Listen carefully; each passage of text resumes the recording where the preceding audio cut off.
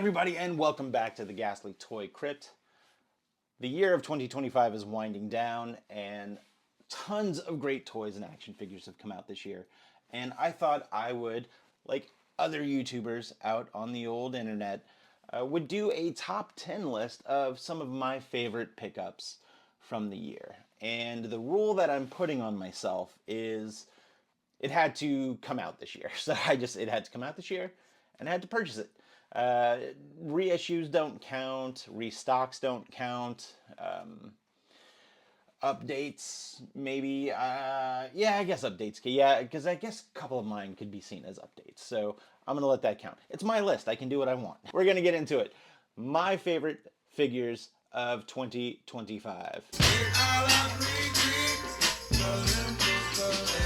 There were a handful of figures that I really liked. I actually had a few that I had to cut from the top 10, but I did want to give an honorable mention to a handful of figures real quick. So the first one going in is I want to give an honorable mention to the DC Multiverse Batman 66 Batmobile. So mainly because my wife told me I had to put it in the video. She was in the office in the old Ghastly Toy Crypt last night, and she said, "Do you like your Batmobile?" I said, "Yes." And she's like, "Why is it on the table?" I said, "Well, I'm about to film a top 10 of 2025." And she goes, "Is the Batmobile going to be in it?" And I said, "Yeah, it is." She goes, "Better be." Just like that too. So I told her it would. So honorable mention is the Batmobile. Joking aside, I love this thing. This is a something that I never thought would come out. And I have the '89 Batmobile, and this is the only other Batmobile I really wanted. I was on the fence on getting the animated Batmobile that got reissued. Was it this year or was it last year? I think it was last year. I passed on that one, but I just absolutely love the mid-century modern look of this Batmobile, and I'm very happy I have it, and I can't wait to put old Adam West in the Batmobile here. Honorable mention number 2 goes to the Marvel Legends Gamerverse Wolverine. And I know that this made a lot of people's top 10 list, and I'm not gonna lie, it almost made mine. But he gets an honorable mention mainly because I didn't think I was going to buy a Wolverine figure this year at all. I mean, how many Wolverine figures come out each year? And I didn't think I would like this. I blame old Punksy for this purchase. I went out of my way to buy a 2-pack just to get a Wolverine of all figures. But this is like the Wolverine. I think with the added articulate, it does have single elbows, but I think the 90 degrees at single elbows is great. I do think that on a lot of figures, the ab crunch is it either detracts from the figure or sometimes it's just outdated. So I do like that we have a torso swivel on this, and man, this dude is really posable. So that's kind of how I have him set up on my shelf right here. So he gets an honorable mention because I did not expect to buy a Wolverine, let alone buy a 2-pack specifically for a Wolverine. So that's why he gets an honorable mention. Gamerverse Wolverine. The final honorable mention, I'm actually going to take 2 figures and group them together. And they get an honorable mention only because I never thought these would be figures that we would get in the Black Series line. So it is a couple of Star Wars Black Series figures, and that is the Shadows of the Empire Prince Shizor and the Shadows of the Empire Dash Rendar. And oh man, again, these were figures I didn't think would exist, especially since the Disney acquisition and the entire expanded universe being scrapped for some of the new stuff, which I'm not a hater, but I did love Shadows of the Empire. It does have a very special place in my heart growing up. My buddy Matt and I would sometimes go out of our way. Actually, his mom went out of her way to rent a Nintendo 64, and we played the heck out of this game. And to this day, this game that came out on the N64 is the only reason why I own a 64. So I got the game super cheap, and shout out to my buddy Jake for hooking me up with his old 64. Side note, I was actually texting some friends last night, and here, let me see if I can get a little bit of a close up of this guy and see if I can focus. The original renders from this guy, the renders from this guy, he was kind of looking like Kurt Russell, but now I think he looks more like, oh man, I forget his last name, Nikolai. He was from Game of Thrones. He played Jaime Lannister. I forget his last name, so please forgive me. But I think the figure has a very uncanny likeness to him. All right, let's get into the top 10 list. Let's go. Coming in at number 10, again, this was a figure that I was not expecting to purchase, and I was not expecting to like as much as I did. This is another Punksy influence purchase. So I picked up the Operation Monster Force Donner Party. And he is a recent acquisition, and I was worried that I would be putting him in essentially for recency bias. But this dude is great. He's the same size as a Marvel Legend, Star Wars Black Series. He's got more heft to him. There's a lot of solid, durable, like hard rubber plastic. Rubber plastic? You know what I mean.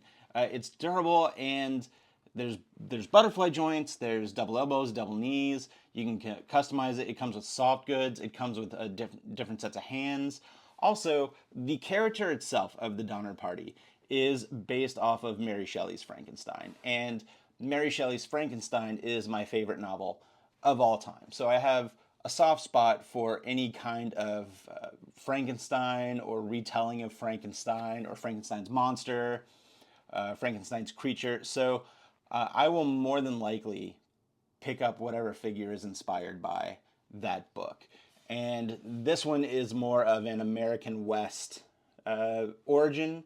So the reason he's called the Donner Party is, if you historically know about the Donner Party, the family who went missing as they were moving out west.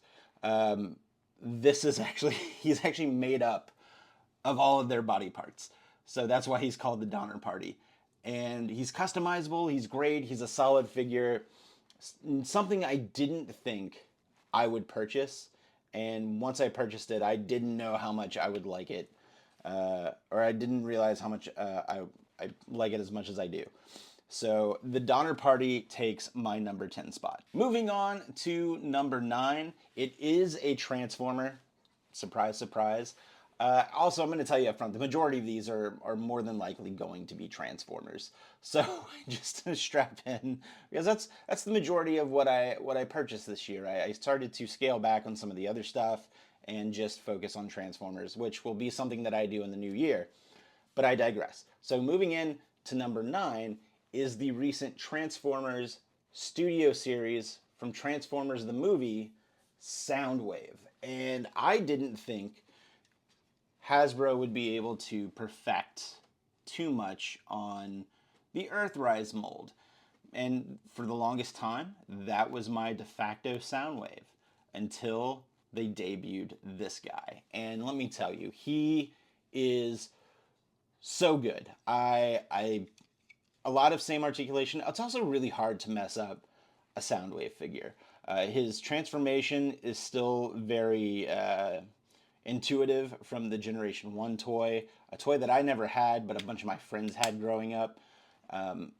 But I can't sing the praises of this toy enough, because it's slightly bigger, it's better, it's a better color, better shape. And again, I liked the Earthrise mold for this guy, and they knocked this dude out of the park. And I was really happy because he came packed with not only Laserbeak, Buzzsaw, which is one of the ones that I was really excited to get because I never had the buzzsaw, and I almost double dipped on the other Soundwave to get the buzzsaw. So I'm glad I waited. But he also has this kitty cat. He also has tiny little Ravage. Look at him.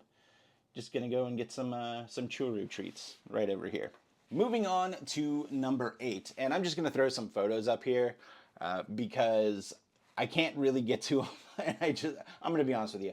I was too lazy to uncombine and transform everything, then transform back up and put it back together. But it is going to be the Magic Square Masterpiece Night Tracer, aka Onslaught. I last year, whenever I picked up the Brawl, the Masterpiece Brawl that they did, I think his name is Heavy Gunner on their line. I wasn't expecting to like these Masterpiece figures as much as I did, and he was the Night Tracer, or the Onslaught. I'm just gonna call him Onslaught. The Onslaught is the first one that came out this year and has been my favorite one of the 3 that did get released this year, because we also got the Vortex and we also got the Blast Off, and they're all fantastic. And it's actually really hard for me to pick a favorite. But I think if I had to narrow it down, it is going to be the Onslaught, only because he looks so good, so clean, and he's very posable, as you can see from some of these photos. I love this figure, and whenever I got this one, I knew that it just got me more excited to complete the Bruticus. So number 8 goes to Magic Square Masterpiece Night Tracer, aka Onslaught. Number 7 is a group of figures. They came in one package, so I'm counting it as one. I absolutely loved the X-Men '97 cartoon, and the X-Men growing up was one of my favorite cartoons. It's probably a top 5 cartoon for me of all time. And the comic book has been some of my favorite stuff too. Growing up, I really related to the X-Men. It was just something that I felt a deep connection to. And one of my favorite storylines of some of the older X-Men comics was the Phoenix Saga. And in X-Men '97, they show some throwback clips to some older clips of Scott and Jean, and they are in their Phoenix Saga costume. So I did get, whoa, big stretch.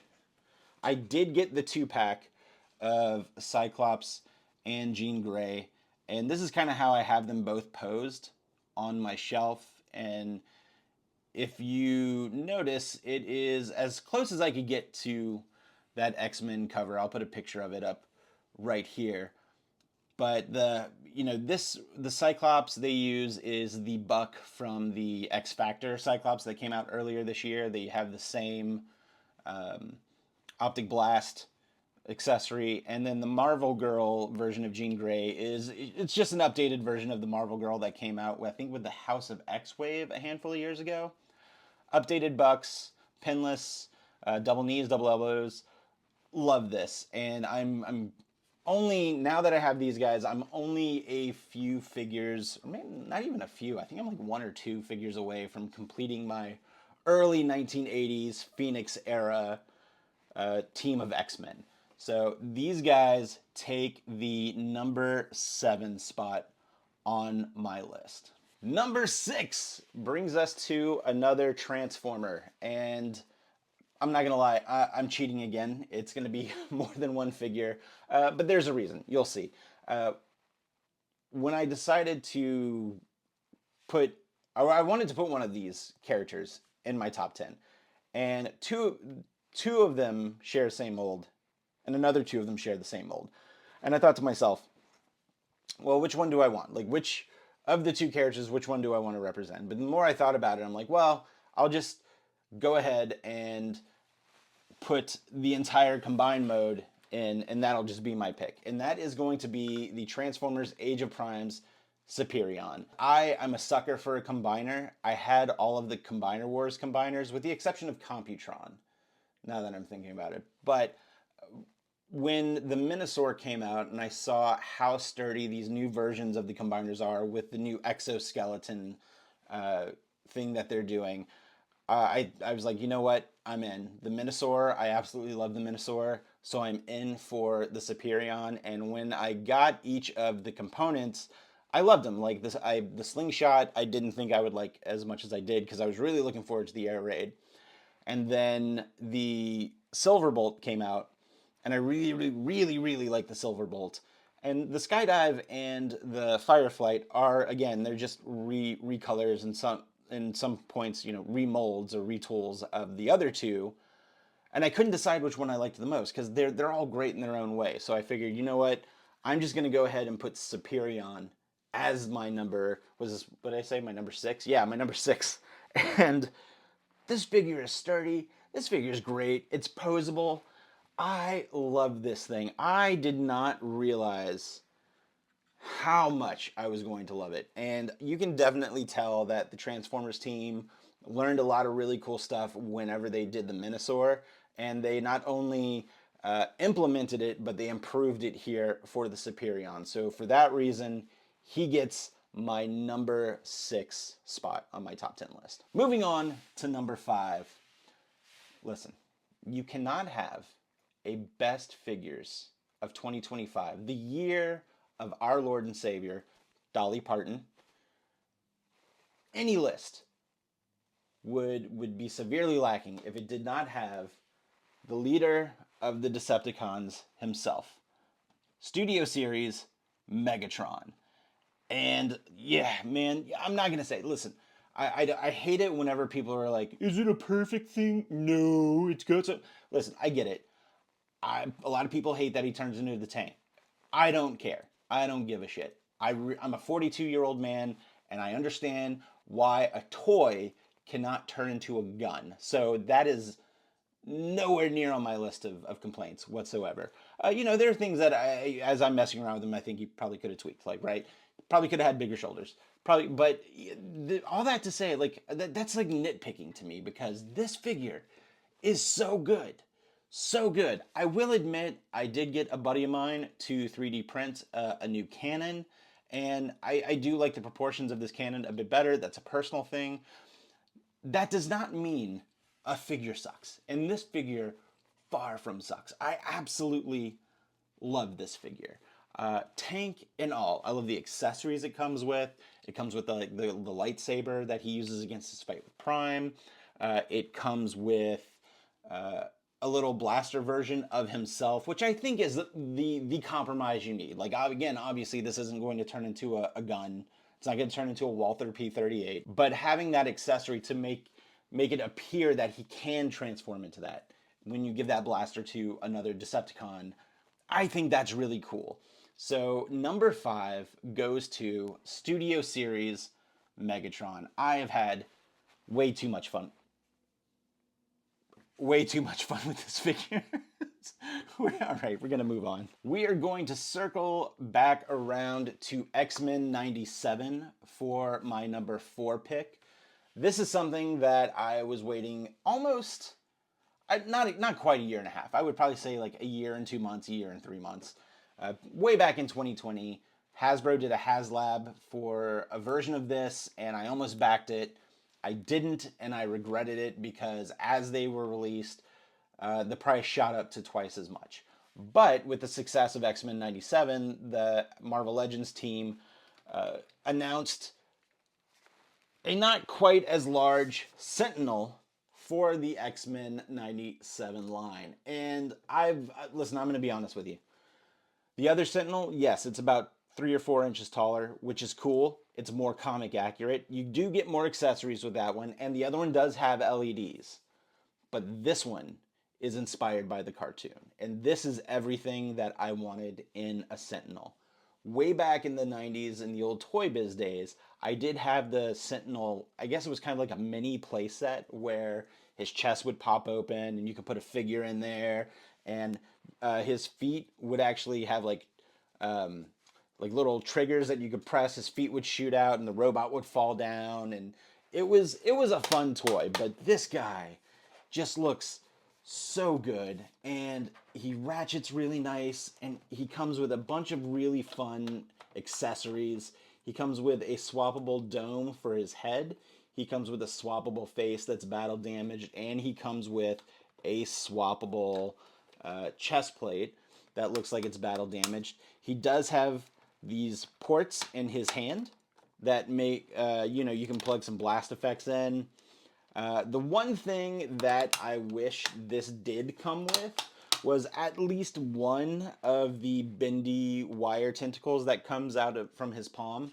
I know that the original Sentinel came with those, and anybody who has one of those can obviously, trade accessories. But this guy, unfortunately, didn't come with one, so I'm hoping that a third party puts some out, or maybe I can find some cheap on eBay.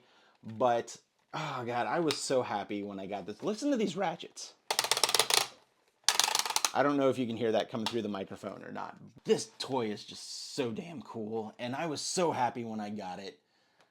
I don't even know how I'm gonna pose it or where I'm gonna put it because I don't have any room left in the toy crypt here. But it is, I'm fawning over all of these figures because these are all the figures that I've loved the most that have come out this year, and it just so happens that a lot of them have been on the back half of the year, which I think is just coincidence. But anyway, I'm going to move on, or else this is going to be an hour-long video, and I don't want that to happen. Number 4, X-Men 97, Sentinel. Moving on to number 3. This one is a little bit of an anomaly for me. I don't typically stray into the waters of the $100 plus higher end 6-inch figure line, but this one went up for pre-order earlier this year, and I jumped on it. I picked up the Mezco 112 Silent Screamers Nosferatu black and white version. They did do a couple of versions of this figure before. The first one I really liked, but I found out about it way too late, and it was astronomically expensive on the aftermarket. I've since found a much more affordable figure of that one, so I do have that one, but this one is so cool, and it comes with tons of accessories. It comes with 5 or 6 different head swaps. It comes with a casket that he gets shipped in. They also had a recent remake of this. I don't know if any of you out there have seen Robert Eggers' version of Nosferatu, but that film, from start to finish, was absolutely gorgeous and stunning. The cinematography, the story, and the cast. It was so perfect. And I like Robert Eggers' work. I really like The Witch is one of my favorite films. So whenever Mezco announced this guy coming out, I had to jump on it. And God, he comes with the soft goods, and they fit so well. He just looks so good. I can't stop messing around with this figure, but I'm also scared to leave this figure out on display because I'm afraid he's going to get dusty. So I always put him nice and neat back in his little, kind of like I'm putting him back in his casket, but it's a cardboard box. Anyway, so my number 3 is Nosferatu, Silent Screamers, the black and white version of Nosferatu, Mezco 112. All right, we are down to the top 2. And this figure was a surprise drop figure at Legions Con this past November. I'm a big fan of the Four Horsemen Mythic Legions line. However, my absolute favorite line that they do is the Figure Obscura line. And this year, we had a lot of really cool Figure Obscuras. We had the Ganesha from earlier this year. We had the Jersey Devil from the fall drop / Halloween drop. We had the Mouse King or the Rat King from the Nutcracker for the Christmas drop. But my favorite one was the surprise Gods of Egypt Thoth figure that was a surprise drop at Legions Con. The other 2 figures of this line, which is the Anubis and the Bastet, those figures are so good. I have been wanting for years an action figure line of Egyptian deities, ancient Egyptian deities. And the Four Horsemen have been killing it with this line. I absolutely love every inch of all of these figures. All of the accessories they come with, all of the research, all of the TLC that studio puts into these figures. Just a couple of the accessories. I have him holding the Ankh, and I have him holding his scepter, and I kind of had him posed. I found a really cool hieroglyphic of Toth kind of standing like this. So that's why I have him holding those specific accessories. But he also comes with a canopic jar. It comes with a hand with like a little quill, so he can I don't know, he doesn't come with a papyrus, so I'm not sure if he's writing or if he's drawing or creating art, but he does come with one of these little bad boys here, like a little statue of like the person praying to the bird there, and just Four Horsemen, man, I need more of these. I can't wait. Like if they make a segment, I can't even fathom. I'm sure at some point we'll get a Raw. Just it's so good. I love this figure so much. So I'm hoping that with the success of the Gods of Egypt line, that we will eventually get like a Greek deity line, maybe a Norse deity line. That can expand over to a Roman deity line, or we can even explore more Near Eastern deities.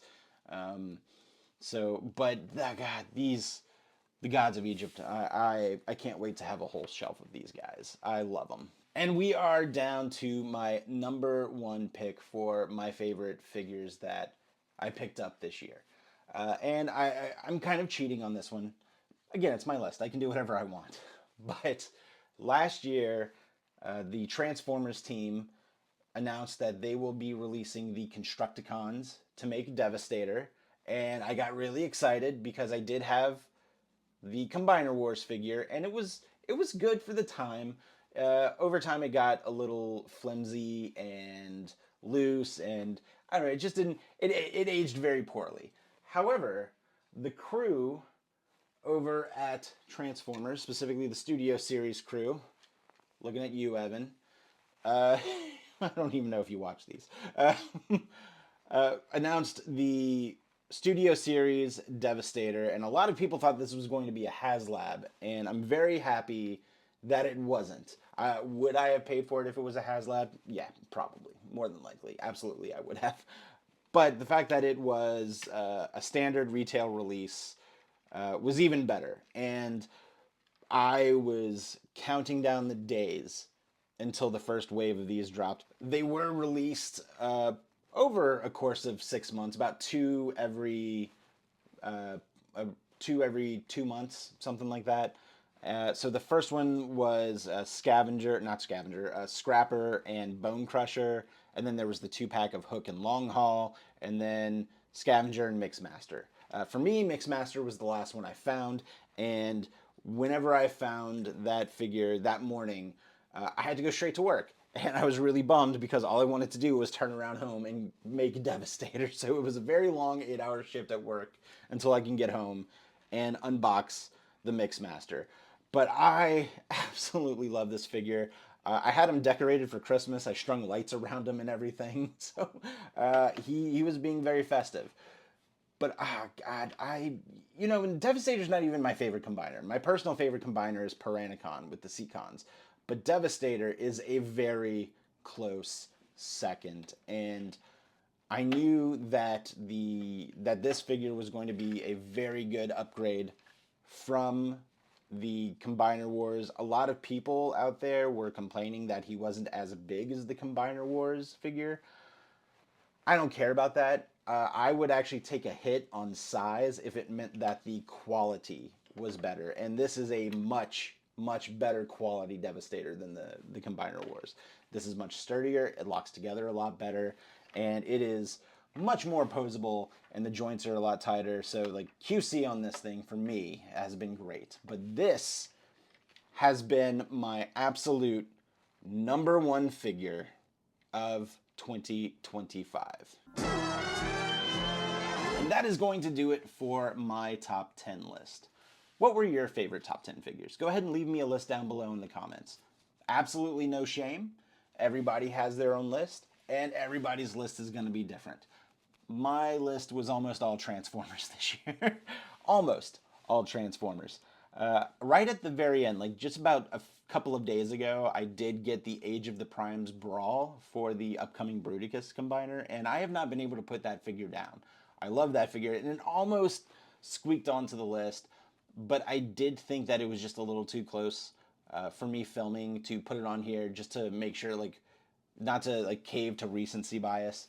So that one, I might give that one a special case to move on to next year's top 10 list. So we'll see. I don't know. Tell me your top 10 list, and even if you don't have a top 10, tell me your top 5. Tell me your top 3. Everybody, like I said, had a favorite figure that came out this year, and I want to know yours. However, that is going to do it for the video. Thank you so much for watching. I really appreciate it. You could have used your time to watch any video on YouTube, but you chose to use your time. chose to use your time to watch this one. And I really appreciate that. It means the world to me. So if you haven't already, please go ahead and give this video a thumbs up. Click the hype button. I guess that's a new thing that I'm still kind of getting used to. So if you want to hype this video, I would really appreciate it. Click that hype button, baby, as my buddy Sean would say it, just like that too. So click the hype button, and if you are so inclined, please subscribe to the channel. It doesn't cost you anything. All you have to do is click the subscribe button. So I would really appreciate it. We are moving on to 1,400 subscribers on the channel, so I'm hoping to get there sooner rather than later. But I appreciate every single one of you watching. All right, I'm going to pack this up. This video has been going on for way too long. We will catch you in the next one. See you real soon. Happy New Year. Stay spooky.